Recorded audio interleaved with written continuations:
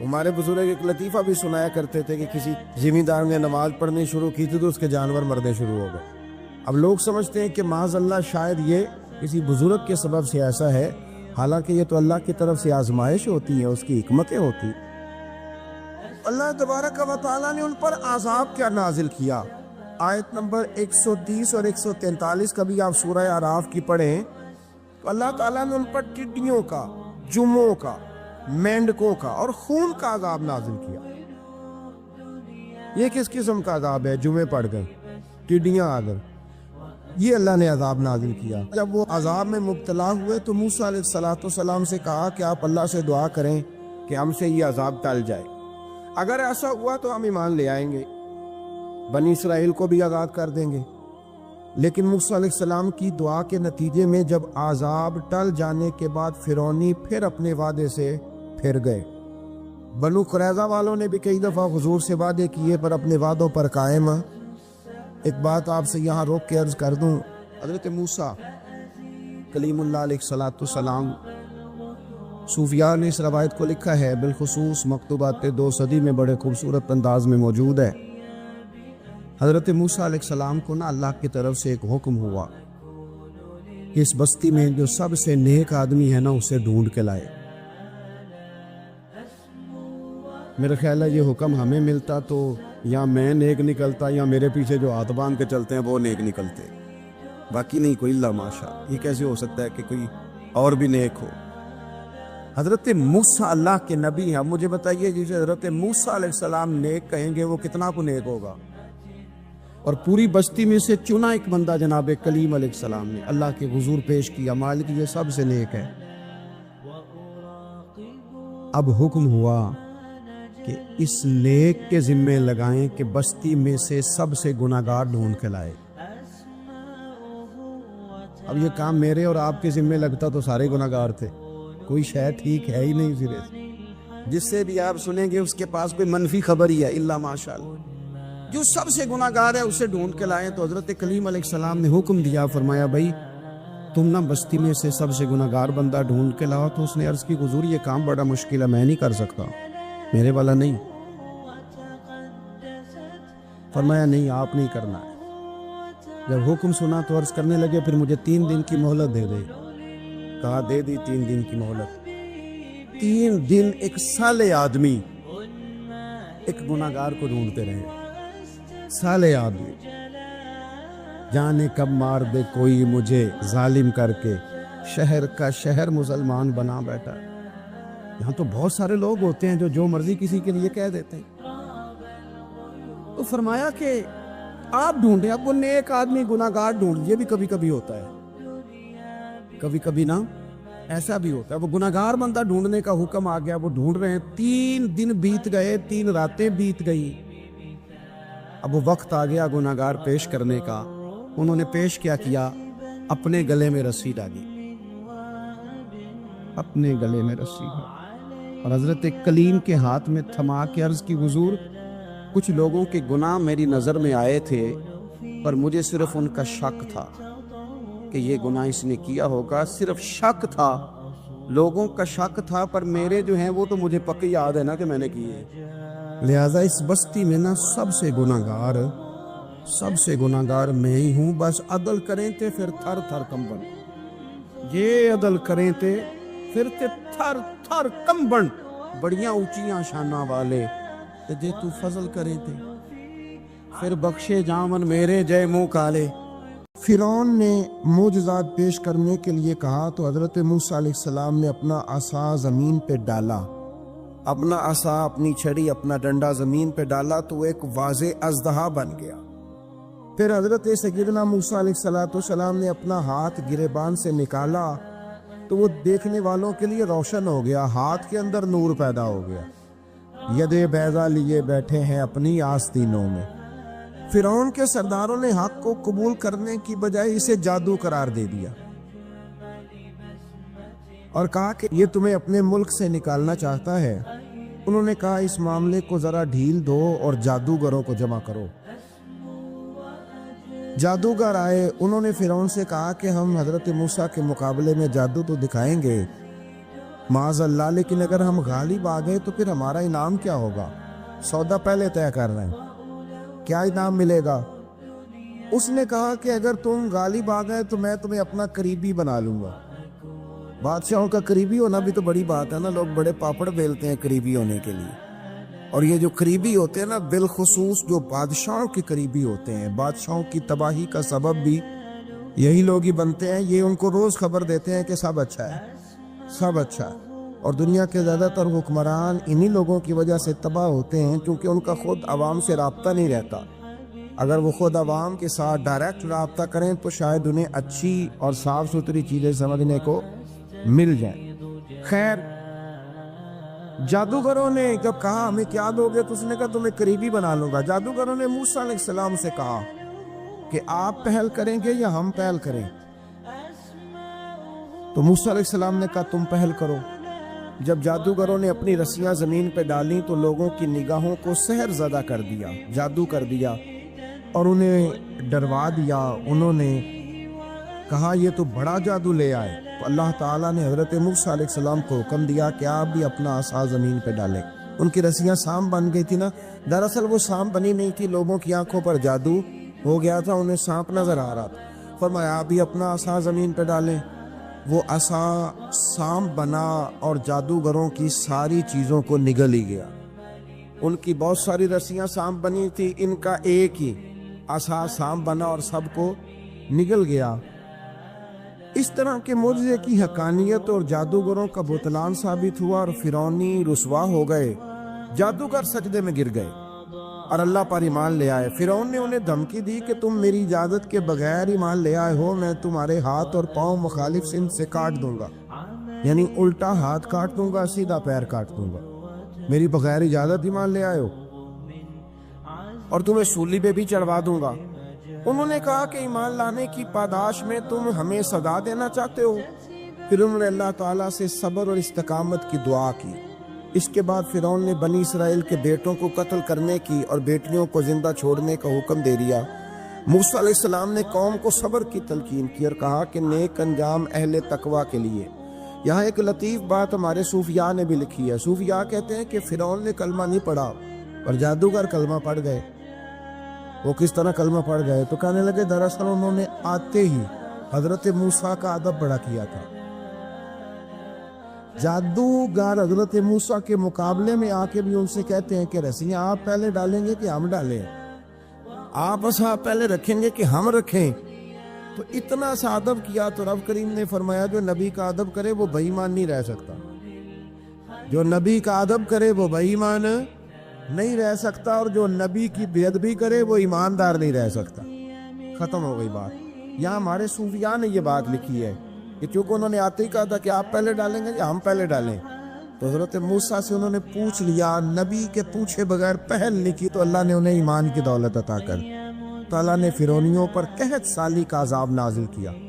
فرعونیوں کا طریقہ یہ تھا کہ اچھائی کو اپنا کمال گردانتے تھے، کہتے تھے یہ ہماری طرف سے، اور برائی کو معاذ اللہ بدشگونی کے طور پر موسیٰ علیہ السلام کی طرف منسوب کرتے تھے، کہتے تھے معاذ اللہ آپ کی وجہ سے یہ سارا کچھ ہو رہا ہے۔ پھر اللہ تبارک و تعالیٰ نے بنی اسرائیل کو سمندر پار کر کے ایسی قوم کے پاس پہنچا دیا جو بتوں کی پرستش کرتی تھی، وہ تو بچ گئے لیکن فرعونی سارے دریا کے اندر غرق ہو گئے۔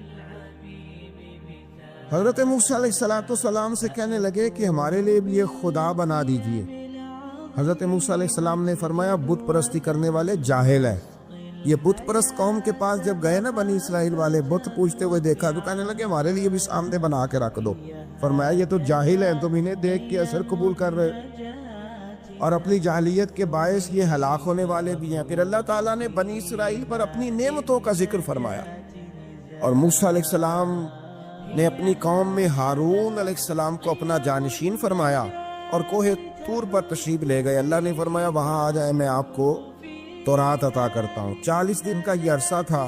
موسیٰ علیہ السلام نے وہاں پہ جا کے، وہ سارا واقعہ بھی انہی آیات میں ہے کہ حضرت موسیٰ نے عرض کیا تھا کہ رب ارنی، یا اللہ میں تجھے دیکھنا چاہتا ہوں، تو فرمایا لن ترانی، تو نہیں دیکھ سکتا۔ وہ بھی یہاں اللہ نے ذکر فرمایا۔ پھر اللہ تعالیٰ نے اپنی ایک تجلی جب کوہ طور پہ ڈالی تو حضرت موسیٰ علیہ السلام दाब ना ला सके और बेहोश हो गए और पहाड़ भी रेजा रेजा हो गया।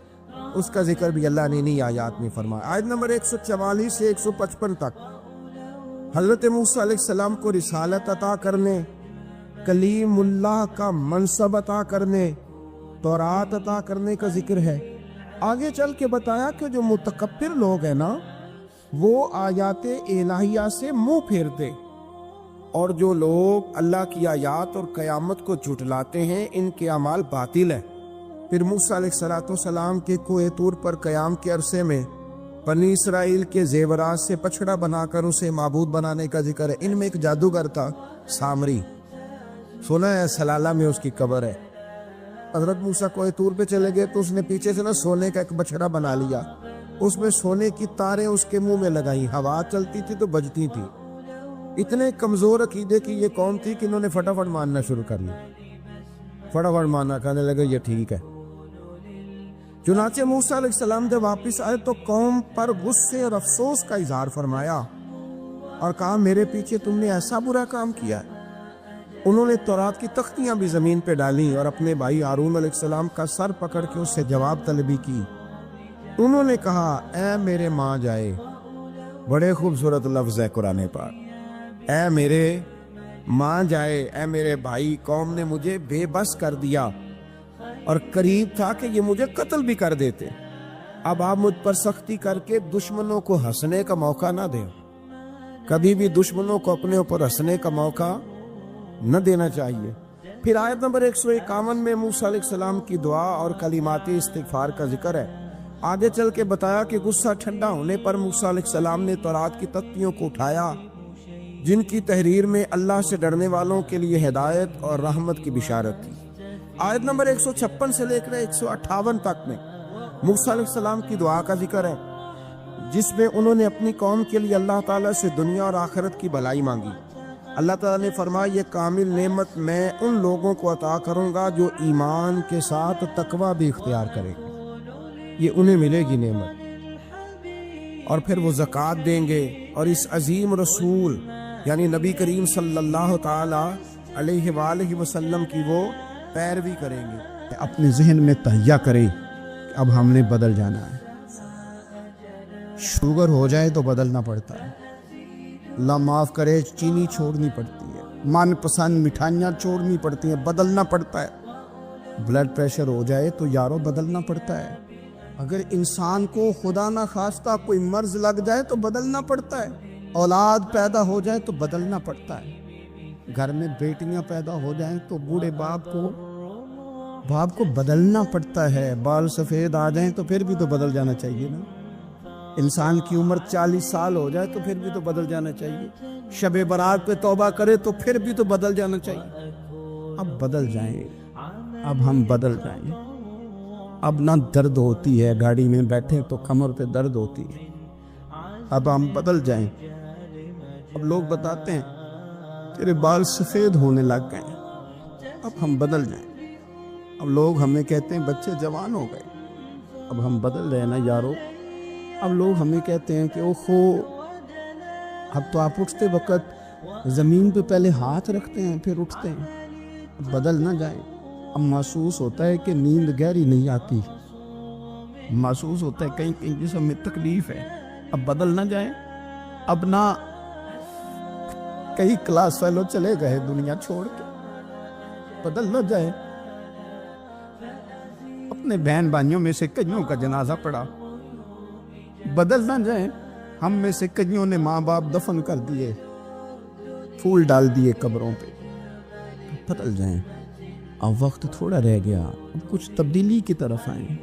अब तौबा सही वाली कर लें, अब इस्तिग़फ़ार दिल से पढ़ लें, अब तब्दील हो जाए। अब अपने अंदर बाहर कुछ तब्दीलियाँ लाएं, अब अपने ज़ाहिर और बातिन को संवारें। अब अल्लाह रसूल की बारगाह में जाना है ना, तो कहीं ऐसा ना हो शर्म आए हुजूर के सामने खड़े होते, हया आए नबी करीम की बारगाह में खड़े होते। अब कुछ तब्दीली लाएं, आज इरादा करें कि आज जो तौबा करेंगे वो सही वाली करेंगे। आज जो वहाँ इस्तिग़फ़ार करेंगे अल्लाह के हुजूर हाजिर होके तो वो सही वाला करेंगे। अब कुछ तब्दीली का मिजाज लाएं। और फिर एक और बात भी अर्ज़ करूँ,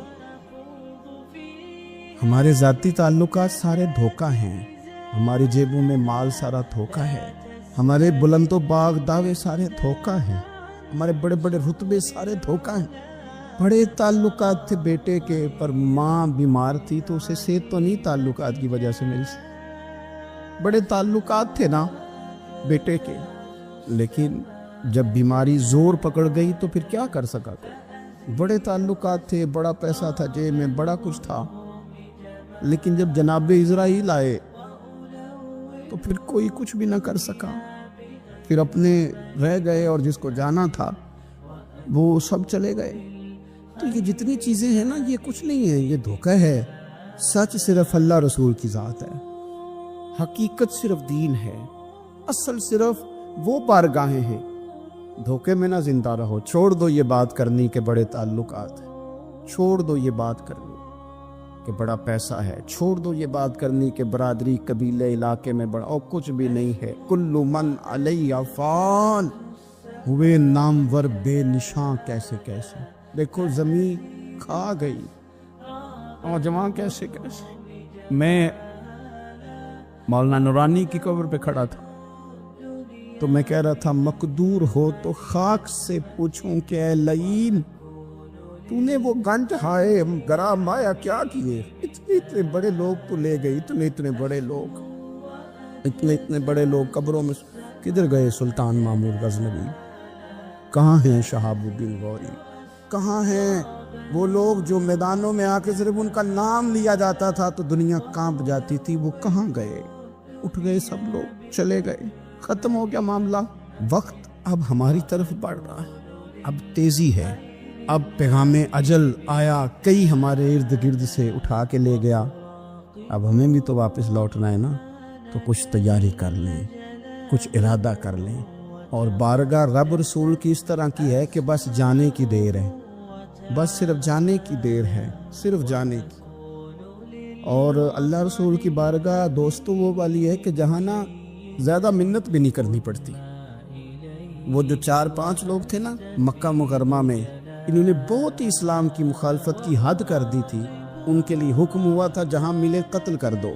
اکرمہ تھے، ابن خطل تھے، کچھ اور لوگ تھے، تو پتہ ہے ان کو کسی نے مشورہ کیا دیا تھا؟ کسی کافر نے مشورہ دیا، پر پتہ صلاح کیا دی تھی؟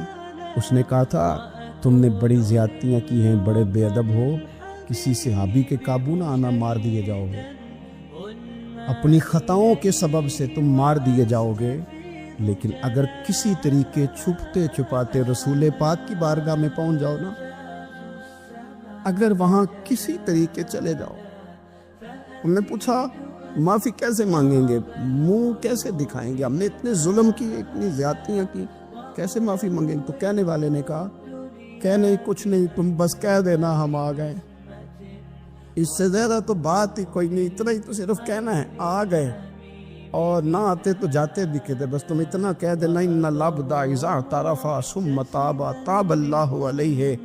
نبی کریم علیہ السلام نے فرمایا بندہ جب آ کے کہتا ہے نا یا اللہ میں بھول گیا تھا، غلطی ہو گئی، ان العبد اذا اعترف، مان جو گیا ہوں، غلطی ہو گئی، جب کہتا ہے نا میں بھول گیا، ثم تاب، پھر وہ توبہ کرتا، تاب اللہ علیہ، اللہ دیر کرتا ہی نہیں، فوراً توبہ کو قبول فرما لیتا۔ ہمارے ہاں نا کچھ لوگ تو طبعاً سخت ہیں، اللہ معاف فرمائے، اور کچھ رد عمل کے طور پر سخت ہو گئے، کچھ باتیں دلوں میں بیٹھ گئی ہیں جنہوں نے طبیعتوں کو سخت کر دیا۔ کبھی کہیں آپ بہو سے کہ چلو بوڑھی ساس سے اگر کبھی کوئی بات سخت نکل گئی ہے تو معاف کر دے، وہ تیار نہیں ہوتی، وہ کہتی ہے تمہیں پتہ نہیں میرے ساتھ کیا کچھ ہوا۔ کبھی ساس سے کہا جائے نا چلو بھول گئی تھی بچی تو آپ درگزر کر دیں، تو کہتے ہیں تمہیں پتہ نہیں میرے اندر سختی کتنی آ گئی ہے، دکھ کتنے بیٹھ گئے۔ ہم نا طبیعتوں میں سختی کر بیٹھے، ہمارے دل دھڑکتے ضرور ہیں لیکن صرف اپنے بچوں کے لیے، ہمارے سینوں میں درد اٹھتا ضرور ہے لیکن صرف اپنوں کے لیے۔ ہم نے نا 2 4 5 6 باتیں جمع کر کے ان پر پورا ذہن بنا کے سخت ہو گئے ہیں، طبیعتیں سخت ہیں، دل سخت ہیں۔ میرے نبی پاک صلی اللہ تعالی علیہ وسلم نے فرمایا، یہ حدیث مسلم شریف میں موجود ہے، فرمایا جنت میں وہ لوگ داخل کیے جائیں گے جن کے دل چڑیوں کی طرح نرم ہے، نرم دل کے لوگ، معاف کر دینے والے، جلدی مان جانے والے۔ ایک صاحب تھے اپنے بھائی سے ناراض ہو گئے اور انہوں نے رشتے سے انکار کر دیا. پہلے ان کے بیٹے کی وہیں پہ نسبت تھی, انکار کر دیا. کئی لوگوں نے ان سے کہا, میں نے بھی کہا, تو وہ کہنے لگے پیر صاحب عزت بڑی کرتا ہوں آپ کی, لیکن میں مرد ہوں, ایک دفعہ نہ کر دوں تو پھر ہاں نہیں کیا کرتا. تو میں نے اس صاحب سے کہا, میں نے کہا یوں نہ کر, اگر صبح قیامت تیرے بارے میں کوئی سخت فیصلہ آ جائے اور رب کو منانا ہو کسی مقام پر تو کیا کہے گا؟ بہانے بنا بنا کے ہم سخت ہو گئے, دل اتنے سخت پتھر کر لیے, میں فلاں ہوتا ہوں جی, میں نہیں دوبارہ کسی کی سنتا.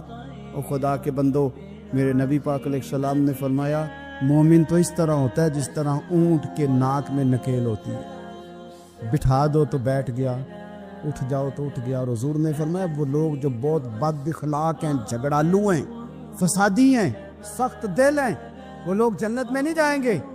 جو جھگڑے کرتے پھرتے ہیں جھگڑالو لوگ ہیں. عزیز دوستو, اپنی زندگی کے اندر طبیعت میں نرمی, اگر طبیعت نرم ہو گئی نا جی, مزاج میں نرمی آ گئی, تو پھر آپ محسوس کریں گے کہ آپ معاف کرتے بھی جلدی ہیں اور معافی دیتے بھی جلدی ہیں. پھر آپ کے تعلقات بچیں گے, آپ کی نسبتیں بچیں گی, آپ کے بہت سارے رشتوں میں قربت آئے گی, ٹوٹیں گے نہیں. ایک تو دل نرم کرے, کسی شخص کے بارے میں دل میں کوئی بات ہے تو اسے معاف کریں اور معافی دے. کچھ لوگ بالکل ٹھیک ٹھاک ہوتے ہیں, کوئی ناراضگی نہیں ہوتی, لیکن آپ نے بچی کی شادی کا کارڈ دیا نہیں تو اور ناراض ہو جاتے, اور پھر آپ سمجھا رہے ہیں, قائل کر رہے ہیں, وہ تیار ہی نہیں ہے قائل ہونے کو. سنو, اور اس حدیث کو یاد رکھنا, نبی پاک صلی اللہ تعالی علیہ وسلم نے فرمایا جس کے پاس اس کا بھائی عذر لایا, بھائی معافی مانگنے آیا اور پھر اس نے معاف نہ کیا, اللہ کے حبیب فرماتے میرے حوض کوثر پہ نہ آئے. تو سخت ہو کے بیٹھ گیا, تو کہتا ہے میرے سے پہلے سنے, میں آپ کو بتاؤں اس نے میرے ساتھ کیا کیا. اور ٹھہر جا, اگر حساب کتاب کے بعد معافی والا اصول رکھ لیا جائے کہ پہلے حساب کتاب ہوگا, غلطیوں کا مداوع ہوگا, پھر معافی ہوگی, تو یہی حساب اگر رب کریم بندوں کے ساتھ کرے تو پھر میں اور آپ کدھر جائیں گے. تو اس سادی بات پہ آ جاؤ نا, تو 2 جملوں میں حضور نے سمجھائی ہے. فرمایا تم رب کے بندوں کو معاف کر دو, اللہ تمہیں معاف کر دے گا. تو آج کی شب سے پہلے, آج کے دن سے پہلے, رمضان مبارک کے تشریف لانے سے پہلے اپنی طبیعت کے اندر ایسا ذوق لائیں, ایسی طبیعت لائیں کہ ہم نے معافی دینی بھی ہے اور معافی لینی بھی ہے. بعض اوقات ہم رسم ادا کرتے ہیں شب برات سے پہلے, یہ سوشل میڈیا پہ چل گیا, فلانے کو فلان کہہ دیا, اگر کوئی کبھی ہوئی نا تو معاف. ایسے تو نہیں نا معافیاں ہوتی. ہمیں پتہ ہوتا ہے ہم سے کون ناراض ہے, ہمیں خبر ہوتی ہے ہم نے کس کو تکلیف دی, ہمیں پتہ ہوتا ہے کس نے ہمارے لہجوں سے پریشانی پائی ہے, کون ہے جو ہماری وجہ سے اذیت کا شکار ہے, تو اس سے جا کے معافی مانگے, تو یہ چیزیں معافی کا سبب بن جائیں گی. حضرت مصعب ابن عمیر بڑے مالدار تھے اور بڑے مہنگے جوڑے پہنتے تھے, پھر اللہ نے کرم کیا اور حضور کی غلامی میں آ گئے. میں حضرت مصعب ابن عمیر کو پڑھ کے نا ایک جملہ میں نے نیچے لکھا ہے, میں نے کہا اس کا مطلب ہے کہ سوٹوں میں, کوٹھیوں میں, گاڑیوں میں سکون نہیں, سکون تب بھی ہے جب ضمیر مطمئن ہو جائے. مالدار آدمی تھے پر یہاں پھٹے پرانے کپڑوں میں آ گئے, اس لیے کہ وہاں سب کچھ تھا, دل مطمئن نہیں تھا. تو پہلے حبشہ گئے ہجرت کر کے, پھر مکے واپس آئے. نوجوان آدمی, بوڑھا آدمی نہیں, جوان. نبی پاک صلی اللہ علیہ وسلم نے ڈیوٹی لگائی, فرمایا مدینے مجھ سے پہلے جاؤ, جا کے تبلیغ کرو. یہ وہاں گئے, کسی کے گھر میں, حضرت اسد بن زرارہ رضی اللہ تعالیٰ عنہ کے گھر میں ڈیرا لگایا. وہاں بنی ظفر کا ایک گھر تھا, ایک حضرت اسد بن زرارہ کا, وہاں تبلیغ کرتے, دین بتاتے. جوان آدمی اور امیر آدمی, منت کرنے کی کیا ضرورت ہے, کسی کی منت کرنے کی کیا ضرورت ہے, پر دروازے رسول پہ آئے نا. حیدر شاہ اس گلی کدے نہ رول دی, پر ہم تے رول گئیاں. آئے نا تو آ کے حضور کی بارگاہ سے پیغام لے کے یہاں پہنچ گئے. حضرت اسد بن زرارہ کے گھر میں ان کا قیام تھا رضی اللہ تعالیٰ, وہ مسلمان ہو چکے تھے, اور ان کی خالہ کے بیٹے تھے حضرت صاحب بن معاذ, جو قبیلہ بنو اشہل کے سربراہ تھے, اپنے قبیلے کے سردار تھے, اور خالہ کے بیٹے تھے. وہاں آ گئے. حضرت مصعب بن عمیر نے تبلیغ شروع کر دی. شروع میں غریب لوگ کلمہ پڑھنے والے تھے, بات ذرا پھیلنے لگی تو حضرت صاحب بن معاذ نے خود نہیں کہا, خالہ کے بیٹے تھے نا, کہا وہ ناراض نہ ہو جائے. حضرت سید ابن حدیر کو بلایا اور بلا کے کہنے لگے یار تو جا, میرا وہ خالہ کا بیٹا ہے, میں کوئی بات کروں گا تو ناراض ہو جائے گا, جا سمجھا, وہ ہمارے سادہ لوگوں کو کہہ رہے ہیں کہ تمہارے باپ دادا بھی گمراہ تھے, بت پوجتے تھے, واپس آؤ. تو وہ تو ایک نئی طرح ڈالے, جا کے. اب وہ بھی سردار بندے تھے. دوسرا یہ کہ اگر کوئی کسی کو اشتعال دلا کے بھیجے, وہ کسی کو کہہ کے بھیجے کہ جا کے کمال کر دے, تو ہی ہے جو اٹھا سکے.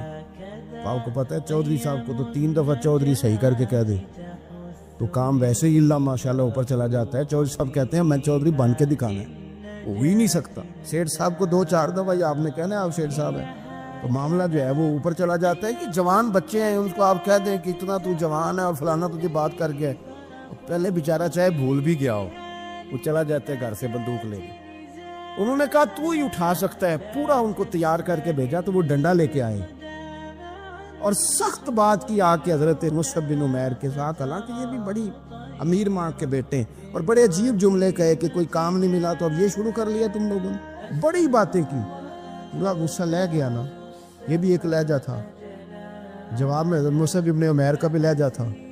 اور باتیں کرتے رہے تو یہ ہنستے رہے. تو یار اسے رستے کا مسافر ہی نہیں, یہ تو ان کو پوچھنا جو مسافر ہے, کہہ جو کہنا ہے. تو تر شروع ہو کے گالی 1000 دے, یہ وہ نشہ ہی نہیں جو کوئی ترشی اتار دے. تو کر جو تو نے بات کرنی ہے وہ کرتے ہیں. جب غصہ ٹھنڈا ہو گیا, سارا کچھ کہہ چکے, تو حضرت مصعب بن عمیر کہنے لگے جی آپ نے ڈانٹا ہے, ہم تو تیار بیٹھے ہیں جانے کے لیے. گئے, بس 2-3 باتیں ہماری بھی سن لیں گے. میں کہا سنائیے. 2-3 آیتیں پڑھی قرآن پاک کی, تھوڑا سا حضور کی سیرت نور کو چھیڑا تو وہ ڈنڈا انہوں نے پھینک دیا. فرمانے لگے اس دین میں داخل ہونا ہو تو طریقہ کیا ہے؟ تو حضرت مصعب بن عمیر کہنے لگے آپ غسل کریں, کپڑے بدلے, آئے میں کلمہ پڑھاتا ہوں. انہوں نے غسل کیا, کپڑے بدلے, کلمہ پڑھا. اب واپس گئے تو ان کو پتا تھا میں نے جانا ہے, تو سعد بن معاذ نے رزلٹ پوچھنا ہے. کہتے ہیں اس نے مجھے بھیجا تھا تو میں نے بھی اسے بھیجنا ہے. کہتے ہیں میں نے جا کے کہا اس قبیلے کا قبیلہ بنی عارصہ کے ساتھ مقابلہ چلتا تھا. کہتے ہیں میں نے بھی اسی طرح کی سٹوری سنائی جا کے. حالانکہ حضرت سعد بن معاذ کہتے ہیں جب یہ آ رہے تھے نا واپس, تو میں سمجھ رہا تھا بندہ وہ نہیں جو میں نے بھیجا تھا, اس میں کوئی انقلاب آ گیا, تبدیلی آ گئی. آ کے کہنے لگے یار تیری وہ خالہ کا بیٹا ہے, میں نے کیا مقابلہ کرنا ہے, وہ تو بنو عارصہ والے بھی لڑ رہے ہیں, تمہارا شریکہ بھی لڑائی کر رہا, تو تم جاؤ ان کو بھی منع کرو اور اپنے شریکے کو بھی کہو کہ یہ ہمارے گھر کا مسئلہ ہے, ہم خود نمٹ لیں گے, تم جاؤ. کہتے ہیں میں نے کہا اچھا اگر تجھ سے بھی نہیں نہ ہوا تو اب مجھے ہی 2 ہاتھ کرنے پڑیں گے. آستینیں چڑھا لی, ڈنڈا پکڑ لیا. کہتے ہیں گیا اور جا کے جو مجھ سے ہو سکتا تھا میں نے کہا. کہ میں پوری طرح کہہ چکا نا, اب وہاں تو لہجہ بدل چکا تھا نا. حضرت سیدنا مصعب بن عمیر تو طے کر لیا تھا نا, سیکھا تھا نا حضور سے. تو معاملہ بڑا انفرادی تھا, رنگ ہی بڑا انوکھا تھا, کہے جس نے جو کہنا ہے. اب یہاں تو معاملہ دوسری طرح کا ہوگا. پوری کہتے ہیں میں نے بات کر لی, تو وہ میں نے کہا جاتے ہو کہ نہیں, کہنے لگے تھی جانا ہے. جانا کیوں نہیں, تاری مار اڑانا باہو اسی تے گئی اڈن آ رہے, تیار بیٹھے. ہمیں مدینے والے نے کہا تھا حبشہ جاؤ تو گئے تھے, واپس مکے آؤ تو آئے تھے, اب یہاں بھیجا تو تاری مار اڑانا باہو اسی تے گئی اڈن ہارے.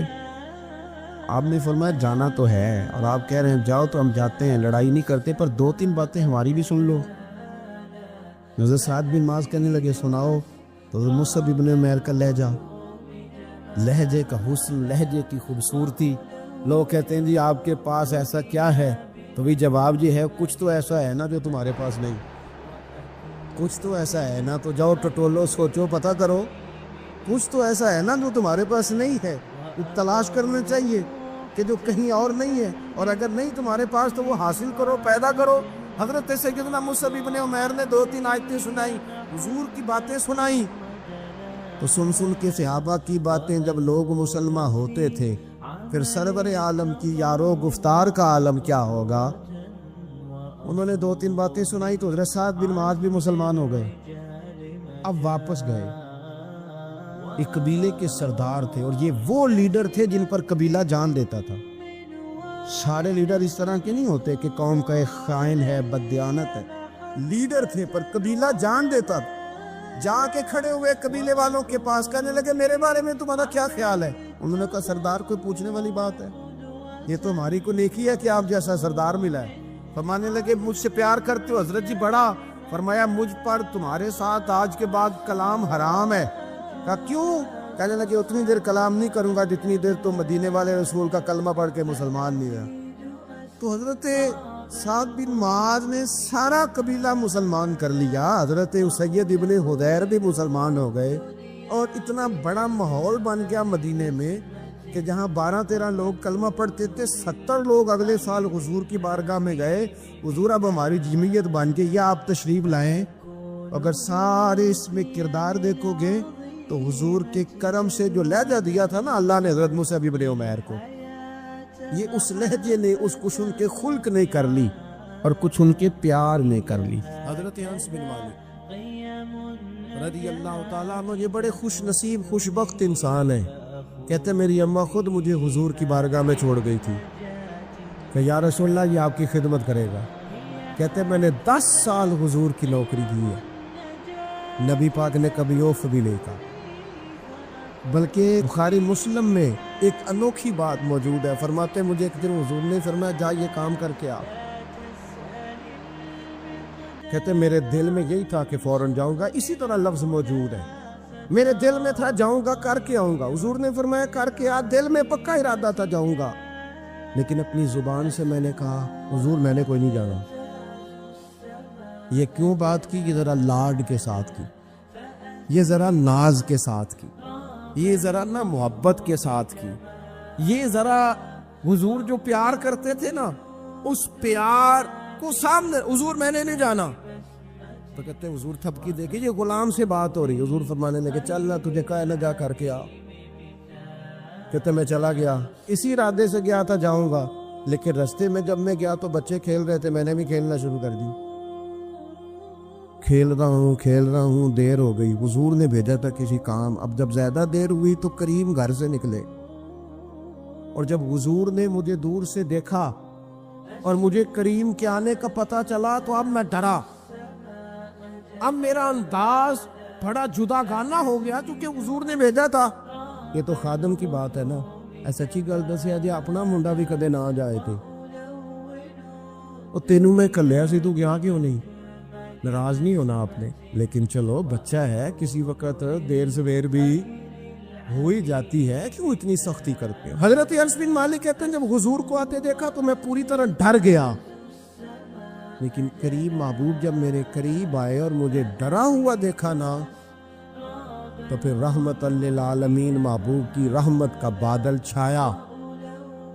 اور جب حضور مجھے دیکھ کے ہنسے نا بس وہ ہنس گئے اور میرا کام بن گیا. بس کریم تھوڑی دیر ہوئی ایک آیا کالیاں زلفاں والا, ایویں 2 کڑیاں میرے من وچ رکیا تے کر گیا نور اجالا.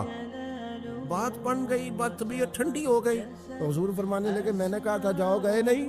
اب جب حضور مسکرا گئے تو بات ہی ختم ہو گئی. یا رسول اللہ صلی اللہ علیہ وسلم جانے لگا ہوں. تو حضور نے پھر شروع سے بات شروع کر دی. حضور جانے لگا ہوں. فرمایا جا دوڑ کے آ, پھر جو کہا تھا وہ کر کے آ. لیکن وہ بیچ میں جو دیر ہوئی تھی, وہ جو لیٹ ہوئی تھی اور جو میں کہہ کے آیا تھا میں نے نہیں جانا, حضور نے اس بات پر مجھ سے کوئی سختی نہیں کی.